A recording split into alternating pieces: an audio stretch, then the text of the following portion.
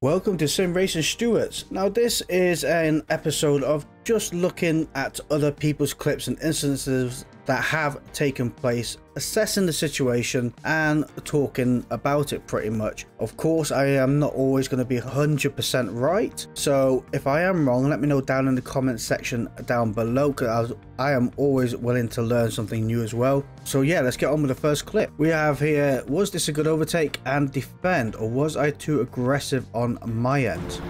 So we're coming through here now, we're at Laguna Seca, onto this corner. We have a GT40 up in front. That's quite good acceleration, that thing. Braking at 200 meter board. Oh, green car nearly took a move there. Coming round the GT40. Up the hill we go. And braking at the top of the hill. And the GT40 comes into the back of us there. Okay. Coming around this corner now. GT40 does a lunge. Clips the inside of the Corvette and almost loses it. A bit more contact is made. Oh, there's carnage up in front as well. Corvette is holding its line, breaking this corner now. GT40 is really squeezing the car, and a bit more contact has been made. So let's have a look back at the start of this. So there was a great overtake here, great move. I think the GT40 had a really, if you have a look here, a really poor corner.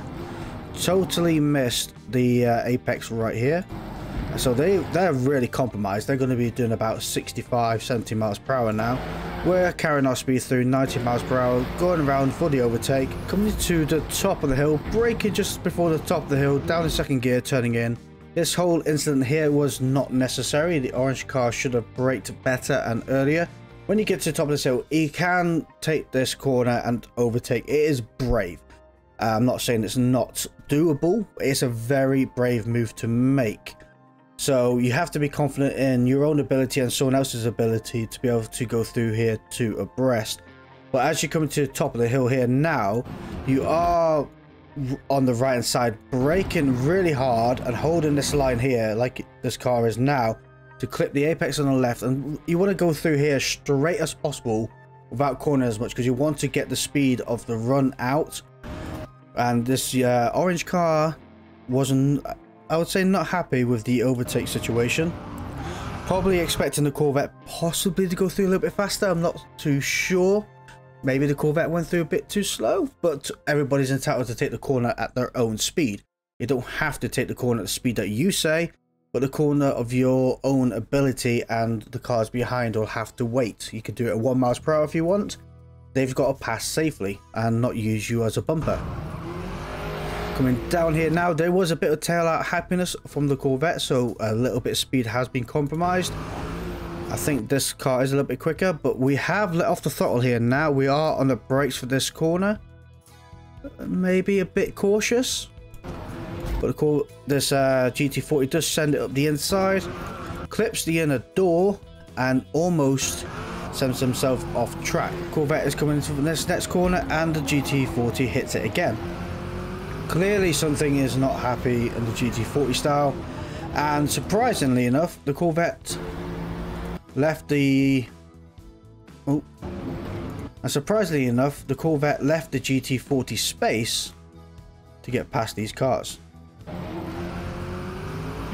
which is quite considerate of them. And the GT40 does keep squeezing. You can see them moving over further to the left, squeezing the life out of the Corvette. And it sounds like they're backing off now. Anyway, let me know what you think down in the comments below. I do think the orange car was overly aggressive in the whole situation. Probably more frustrated about being overtaken by the Corvette for messing up that first corner. But you can't go around using your car as a battering ram. This one here says, I've posted this on the Forza subreddit. A couple of people thought I was at fault for this. They've got to be trolling me, right? So here, lap 1, not long just started. I would say rounds have gone quite slow off the line. Everybody's passing us now, turning in, and contact has been made. And a 2.75 second penalty for going off track. Nothing like adding insult to injury, as you have just gone off the track as well. So let's head back here, right? So if we have a look at where we are to the curb on the left and our position in the road, we are being absolutely left behind by everyone, and we are turning in quite tight for this corner here. But this Audi comes sending it through, probably unaware of all the last second move that this Audi has made, as they're coming over to take up the racing line, take up the tighter corner for this first corner, and totally misjudged the situation, went straight into the side of them, probably carrying a good 20-30 mile an hour more speed, and sent this car off to oblivion. Total time penalty is about... Now we are on the first lap. Everything is chaotic on the first lap, as we all know. Everybody is going a lot faster than this car, and I think actually in retrospect here, what would have massively helped is the radar system being working. Obviously they've not turned it on, so you could see that car coming up behind you possibly, but again, in this view you have no idea what's coming up behind you. There's no rear view mirror, there's nothing like that here. But who can see you coming is this car here, and as you was coming over to the right, this car could have moved over to the right, because I do not see any other cars. Yeah, there's no other cars to their right hand side, or they could have braked, or they could have gone round the outside. It's actually quite a hard one to judge, but I would put the fault more of a racing incident on this one. This car was going very slow and did turned in quite sharp without checking their surroundings. You've got to make sure you got to check your surroundings as well. Yes, you are in front, but you've also got to make yourself predictable, and you've got to be aware of what's going on around you. If a car's hurtling up behind you at 30-40 miles per hour more than you are, and you're turning in front of them and they've got nowhere to go, what's going to happen? They're just going to go straight to the side of you, whilst the car behind is also got to assess the situation that's going on in front. That car is going slower. Where are they going to go? It's a right hand corner. They're going to take a right hand approach to that corner. So really I should either let off, brake, or go around and take the longer route around that car. On to the next clip. We have here, was I at fault for the collision? Take a look at this. We are in the green Porsche now, braking for this corner, turning in, and contact has been made from the white and the black Porsche. So are they at fault for that? Let's have a look back. Coming around here now, turning in for the corner. That Porsche is quite far back. Coming in, clipping the apex, and that Porsche, well, where do you think they're going? They are going across the lawn, because they have nowhere to go. And it's not like they were alongside as the corner approached and claimed that corner to be theirs. They are so far back that they would be on par with the black car, possibly for the overtaking move, where they could have gone through two abreast. Nowhere near an opportune moment to overtake that Porsche. So as the Porsche is coming in for the apex, which is a very tight corner, very slow corner as well, they have had no choice but to go across the grass, which means they had no opening to begin with to corner, and ultimately slammed into the side of the Porsche and destroyed that Porsche's race. Being in that white and black Porsche situation, you've got to assess the situation that's going on ahead of you. You're coming in for this corner now, right? And you see where these two cars are lined up. Your position's there, and you're looking to squeeze. But the car you should be squeezing is this black and orange one, because you're alongside together. So if you came in together, you could both pass on this corner very tight and very slowly, pretty much keeping the orange and black car out. But you chose not to. You chose to go for the later move and go across, cutting the track. Really, by the looks of it, you're really on half your cars on that green. Yeah, you're on that curb. You see the car hop as you went over that curb, and you went straight into the side of the green Porsche.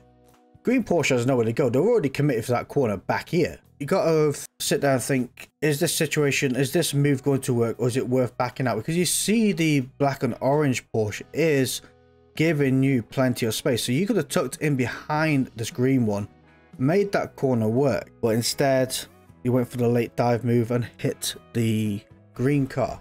On to the next clip. Is this overly aggressive I was a bit surprised of the overspeed I had on exit, but decided to go with it. I feel bad for them spinning out. Should I have stayed behind? No, I am in the group 2 car here and they are in the group 1. Alright, we already have poor network up here already, which is never a good sign. Probably why this car is all sketchy and having a bit of funkiness. Although you seem quite stable, that car does not. And this is where it's actually quite hard to plan or create an overtake. Because you're too busy trying to see what and predict what this car is going to do. And you can see they're a bit all over the shop. Again, that's down to the poor network. Coming through here, going a little bit wide. And then taking up the inside line, just actually keeping the track limits and hitting that car off. So they're back here now. Because it didn't even look like a hard hit. It just looked like you breezed through.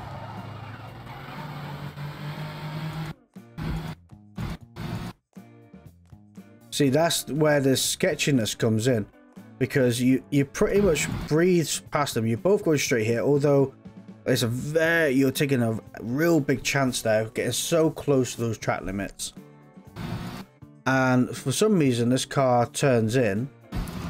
And then, because I reckon of the poor network issue, absolutely destroyed them. You probably find out actually what happened on their screen is totally different to what's happened on your screen. I've seen this happen before, where you've pretty much looked like you've just sent them flying.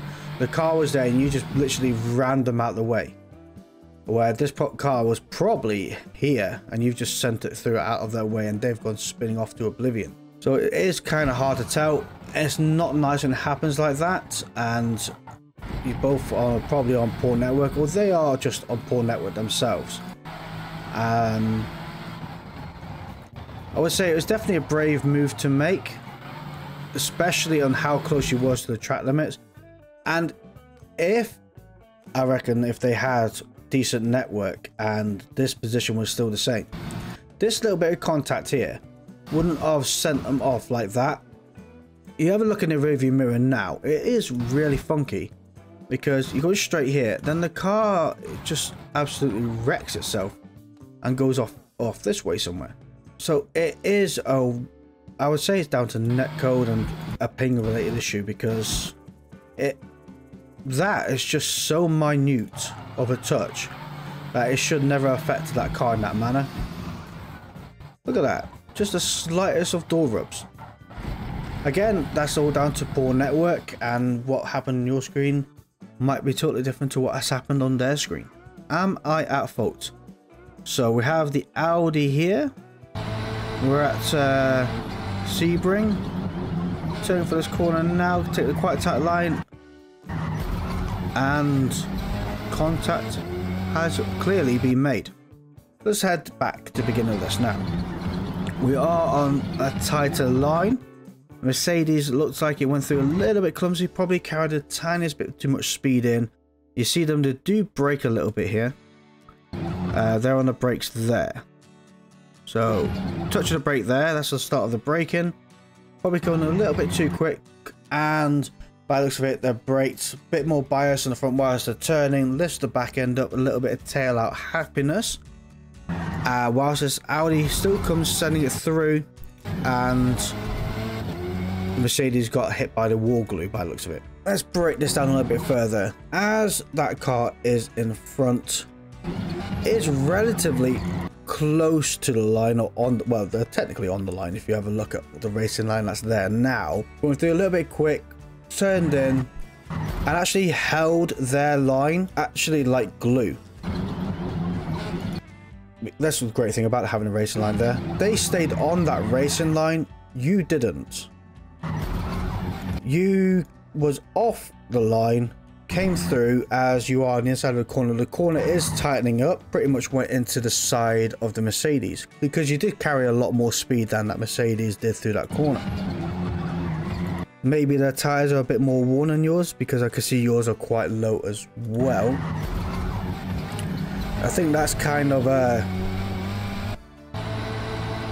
I would say that this car was in the wrong for doing this, to be fair. because they came flying in, and it is up to the overtaking car to pass safely. The Mercedes, you can clearly see, was on the racing line. You can see it blatantly from your screen. So they're going to be following that racing line per se, and you just came in like a wrecking ball and sent them off to oblivion, which is pretty ruthless, I'm not going to lie. You definitely hit them harder than what is to be expected as a glide through. You can't be sending it through on a corner whilst they're on the corner. You know when it's tightening up here, but you're on lap 6 out of 7. Like, you know, it's not that this corner is new to you. You know, the corner is going to tighten up, and they was on the right trajectory. Yeah, however you pronounce that one. And you wasn't. You just came flying through and sent them off to oblivion. So yeah, that's kind of a crappy move right there. Now for our final clip. Was I at fault for this incident? Now, I'm not too keen on these kind of cameras. I prefer if you had probably this kind of camera a bit further out, and also a frontal view as well. It's quite hard to tell sometimes. But by the looks of it, we're at Road Atlanta, getting overtaken, and yep, one car is off right now. So let's go back again. We're going up the hill, Road Atlanta, on the left hand side, getting quite tight. There'll be a left-hand corner at the top of the hill, and this GT40 comes across in front of us and takes himself out. That's pretty much cut and dry right there. It is a left-hand at the top of this hill, and then you brake hard and then you turn right. As you can see, we are heading into that direction, right to that little point of the white line there. This car is heading over to that way, so if we kept going straight, and that is the way we are going. But the car did not. They hanged it a left, probably assumed they had more space on the left hand side, or was going quick enough that by the time they got over, they are in front of this car. And this is one of my pet hates here right now, is when a car comes over in front of you like this, and let's say they had the space, they get to in front of you and then slam on the brakes, and then you go into the back of them because you're a pixel behind them, and they assume that you have the reactions of predicting the future.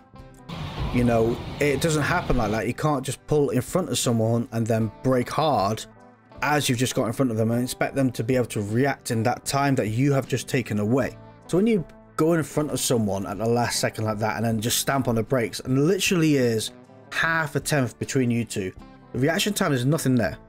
You see the lights come on and that's it. You're in the back of them. So number 3, made your own bed there. Anyway, let me know what you think about the series down in the comments below if you enjoyed it. If not, what can I improve on? What can I get rid of? Things like that, let me know down below. Thank you all for watching, and see you all next time. Goodbye.